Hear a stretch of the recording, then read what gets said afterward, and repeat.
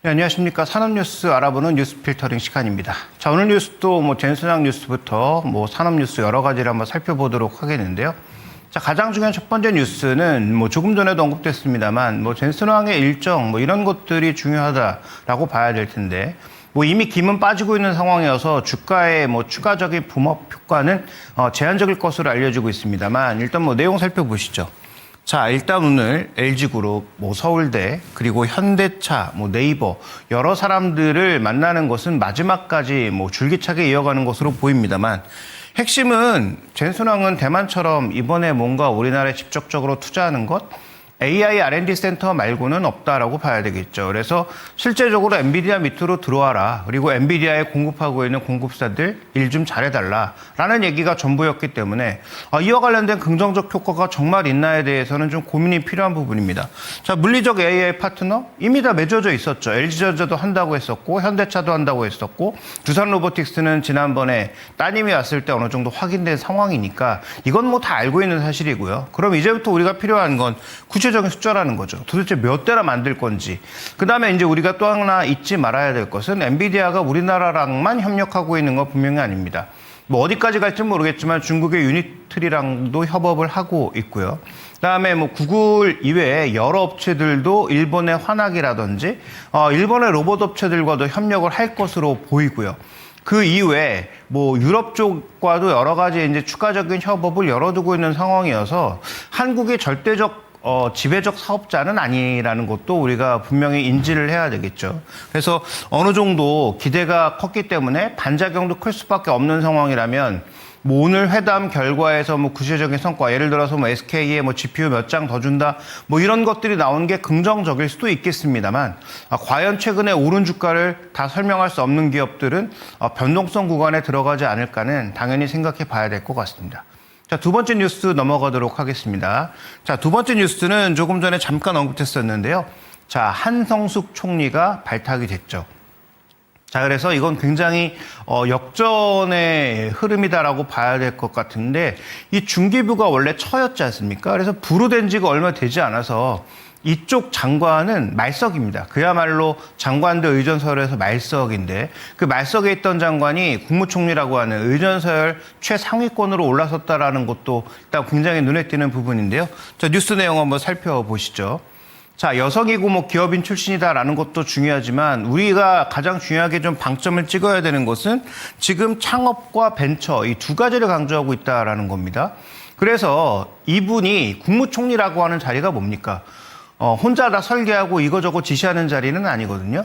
각 부처의 이해관계를 조율하는 자리라고 봐야 될 것 같습니다. 그렇다면 어떤 이해관계를 조율할 거냐?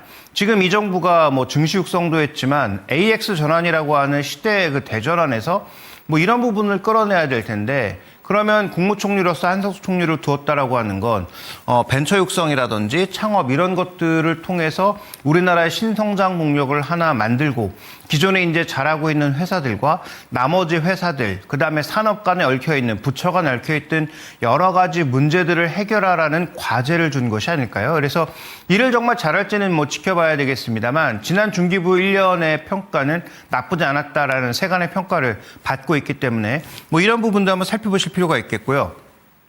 자, 그러면 네이버 출신 됐으니까 네이버 쪽에 뭔가 돌아가지 않을까? 오히려 반대일 것 같습니다.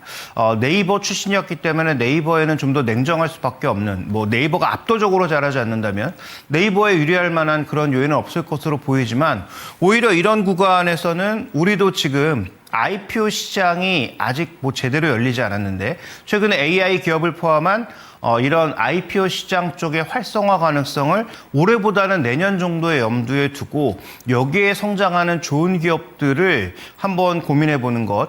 국민성장펀드를 통해서 투자하신 분들이야 알아서 그게 되겠습니다만 일반적으로 국민성장펀드에 넣지 않으신 분들은 내년에 나타날 괜찮은 기업들의 IPO에 대해서도 지금부터 좀 관심을 가지고 접근을 해야 되지 않을까 이렇게 저는 판단하고 있습니다.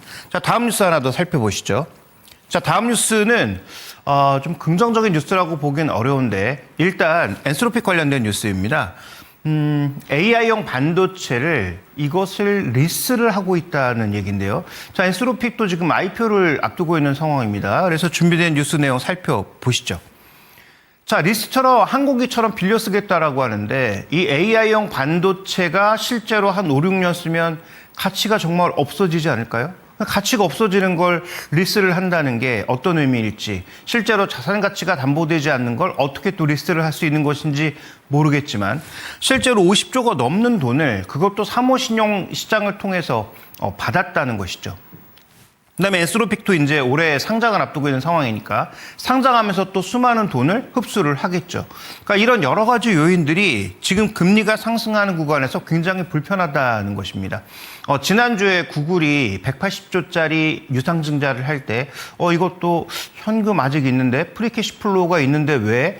라는 그런 소식이 전해질 만큼 시장에서 뭔가 부담을 받았죠. 그래서 외부 조달하거나 이런 것들이 부담이 돼서 유상증자로 돌렸구나 라는 생각이었는데 바로 또 메타가 우리도 유상증자할 수 있어. 우리는 한 200조 규모 될 거야 라는 그런 얘기들이 또 돌기 시작하면서 시장에 부담을 주었고, 거기에다가 이런 사모신용 시장까지 뭐 자금을 계속 조달하는 그런 상황이라면 금리가 지금처럼 올라가는 시기에 과연 이것은 좋은 그림인가 좀 고민이 필요한 부분이죠.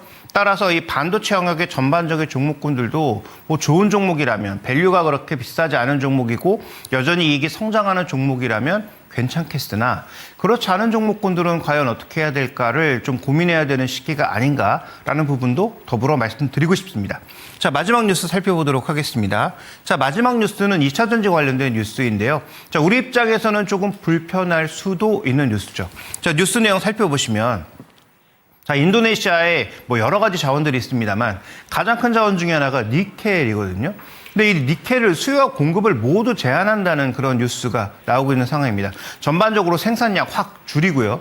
그다음에 그 생산하면서 발생한 이익의 거의 전부를 1년 동안 인도네시아 은행에 예치하라는 그런 인도 정부의 결정이 내려지면서 실제로 니켈 가격에 최근에 조금 급등하고 있는 상황입니다. 그래서 일반적인 수요 공급으로 만약에 급등하는 상황이라면 니켈 배터리가 정말 많이 팔려서 수급이 개선되는 것이구나라고 생각할 수 있는데, 이 원재료 공급사가 만약에 이것을 제한하는 상황이라면 이건 조금 다르죠. 그래서 뉴스의 내용에서는 이 부분을 언급하고 있는데요. 셀은 부담일 수 있다. 그런데 이미 싼 가격에 원재료를 많이 확보하고 있는 이 양극재 쪽은 유리할 수 있다라고 하는데, 이건 단기적인 얘기죠. 단기적으로는 레깅 효과에 따라서 싼 가격 확보한 걸 비싸게 팔 수 있으니까 좋을지는 몰라도, 중장기적으로는 이게 만약에 이어진다라고 하면 그러면 배터리 업계 전반에는 부정적인 뉴스가 될 수밖에 없고, 우리는 아직 LFP보다는 니켈 기반 배터리가 거의 대부분이기 때문에 이와 관련된 부담을 셀과 양극재 모두 받을 수밖에 없어서 향후 니켈 가격의 추이나 인도 정부의 선택은 잘 지켜봐야 될 것 같습니다. 근데 인도 정부가 왜 이런 선택을 했을까? 인도네시아가 어렵기 때문입니다.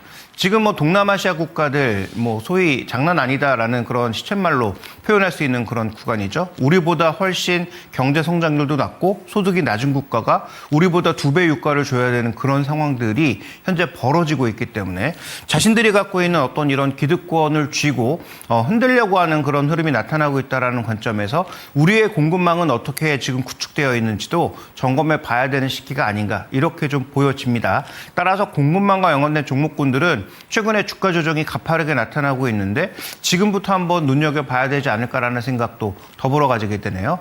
자, 산업뉴스 살펴봤고요. 잠시 후에 돈 되는 뉴스 김민준 전문가와 함께 알아보겠습니다.